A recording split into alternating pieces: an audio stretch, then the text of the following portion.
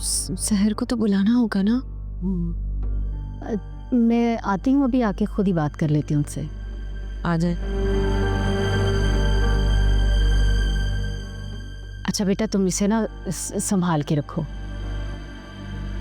और हाँ, मेरी एक बात याद रखना,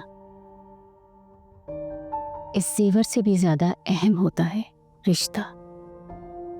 रिश्ते को बहुत संभाल के रखना होता है, कदर करनी होती है, हिफाजत करनी होती है। जरा सी बेहतियाती हुई साहिबान चकनाचूर हो जाता है।